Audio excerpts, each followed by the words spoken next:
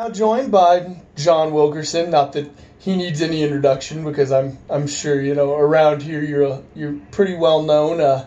See, scoreboard for basketball and football. You call Tennessee baseball. You call Catholic football. Correct. And then you have a little 4-hour program every weekday afternoon, sports talk. A few people here and there might catch it. I'll start with maybe I say the easy question, but it may not be. What got you into sports broadcasting, sports radio specifically? As I was growing up, folks consistently said, you've got a voice that would be nice for radio. And it sunk in. And I always was a big sports fan, loved baseball, the football, basketball. I mean, kind of grew out where that went. And my dad was a faculty member at the University of Tennessee. And what he did, kind of part-time, was he flew for UT flight operations. Well, one of the things that he would do is on Saturdays, he would fly down to wherever Tennessee was playing, and then he would fly the game tape and John Ward back to Knoxville. He asked John if he wouldn't talk to me about steps I would take to become a broadcaster. And Mr. Ward was kind enough to give me a nice little roadmap, and I was on that path in middle school / junior high, and that's it was almost always pointed in that direction. Well, I suppose that's the right guy to put you on the path. If anybody's going to tell you how to do it, John Ward would definitely be the guy I'd want to ask. Well, and the funny thing was the advice was incredibly simple, and it was read a lot, and to get comfortable talking in front of people, stand in front of a mirror with whatever it is that you enjoy reading, and just read aloud. That way, you start working on your vocabulary, and you get comfortable with people, quote unquote, watching you or listening, and so it really was something that in high school pointed in that direction, and then just continued at the University of Tennessee and since. Well, then I'll ask this follow-up question. John Ward gave you advice on how to get into the industry. If you could give advice to young budding broadcasting students on what they need to do to make themselves the best candidate, what would it be? It would be pay attention to what you want to do the most. If it's television, watch as much television as you can in regards to whether it's play-by-play, doing the sports desk, whatever it is that you want to do, in just as much as you can. For me, listening to radio, I would get the sporting news annual for Major League Baseball, and in the front page they would have all of the flagship stations. And one of the things that I did was I took my radio and I would see exactly how many networks I could pick up here in Knoxville. I would listen, and I became a fan of the Texas Rangers because I could pick up their signal on WBAP out of Fort Worth, Dallas. And I listened to Mark Holtz, and that is who I patterned most my baseball call after, just listening to him night after night, game after game. Obviously, John Ward had his influence. And you just, again, pay attention to what you want to do the most. And that'll give you the opportunity to perhaps get a foot in the door, make the most of your practicum availabilities and experiences, and just chase exactly what it is that you want to do. On the other hand, I would also say wear as many hats as possible. As you hone in on what you want to do, there's nothing wrong with finding out what you don't want to do. But try radio, even if you think television's for you. Try television if you think radio is what you want to do. You never know when the light switch might go on in another facet of media. So just experience as much as you can, and then when the time comes, that's when you zero in on what opportunity's there versus what you really want to chase. All right. I know you call football, you call baseball. I'm not sure if you ever actually called basketball. Have you done anything besides football and baseball? I've pinch hit. Oh, that's right. You pinch hit for Bob Kessling when he has to do football early in the year. Going back to the 2001 Great Alaska Shootout, I had never called a basketball game before. I had done football, I had done baseball, but I had never done basketball. So I called Bob Kessling in a bit of a panic saying, okay, I've never done this. What would you suggest? And it was, again, just like John Ward, it was a very basic approach. And this is what I tell folks, no matter what you're calling, just go with the game itself. Start, for instance, with basketball. Always say where the ball is, what the score is, how much time's on the clock.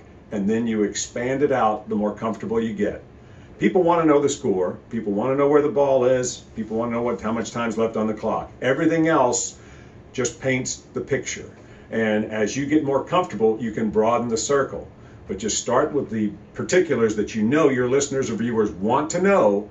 And then as you get more comfortable, that's where you can bring stuff in. And so it was something to, I was thankful because the first game that I ever called basketball, even though it was on the Vol Network, it was late at night. It was the night before Thanksgiving. So it was after midnight that I called the first one. The next one was Afternoon Drive. So I had the chance to get one under my belt before, quote unquote, everybody heard it.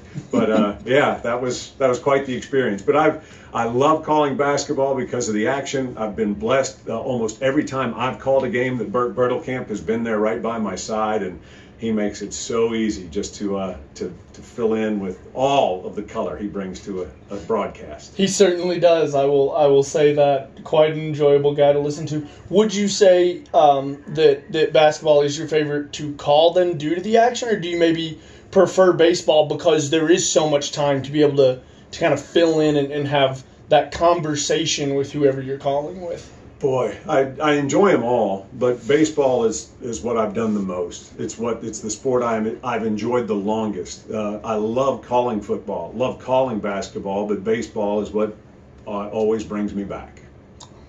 That is quite the answer. I will finish with this question, maybe a little selfishly, but for anyone who knows you, you have quite the jersey collection. How does one acquire a John Wilkerson level jersey collection? Well, you quite to the consternation of your significant other. You continually add, and you never get rid. Yes, I'm sure your wife is a fan, but not a fan. Yeah, I got married a little bit later. It wasn't right out of school. We were both set onto our respective career paths, and so since I didn't have anything that was taking my expendable income, that's where apparel came into play. But it's something I certainly enjoy, and it just goes down to the incredible scope that is sports. There are so many different things to like, so many different reasons to go in this direction or another. I love following former Vols wherever they go, and so it's one of the enjoyable things. The fact that there is so much color and character to the sports landscape is one of the things I enjoy most about being able to do what I do. I said I was finished, but then I come up with one more question because you mentioned being married, and it's something that I think everyone should talk to somebody like you about, and that is in a world, in a job where you are constantly torn here and there, you have weird hours, you work holidays, how do you balance and have a successful relationship and marriage in an industry where we honestly do see that become such a rarity nowadays? Well, I'm blessed with a very understanding wife, and she's a sports fan herself, so she goes. For instance, if I'm doing the scoreboard for basketball and it's a home game, she's at the home game. She's a season ticket holder for Tennessee basketball, a season ticket holder for Tennessee baseball and football. So she's enjoying the sports as I enjoy the sports, and then she goes with me whenever she can. When I call Catholic football games, more likely than not, she's going to be there. Head of security. That's right. My favorite. Sure enough, no incidents. She knows how to do the gig. But again, I'm very fortunate because she is so understanding. And for that reason, I couldn't ask for more. But it does. It takes understanding. It also takes the effort on your part to make the most of the time away from the game that you get. But, again, I couldn't ask for better in terms of my experience. And even though you wind up working 7 days a week for a good chunk of the year, it's something she knows I enjoy, and for that reason I appreciate her willingness to not just be on board, but to be an active participant. Oh, couldn't have said it better myself. Obviously I have so much experience here. Thank you so much, John, for this opportunity. It is always a pleasure to get to talk to you, and I'll see you around. All right, Colin. Thank you.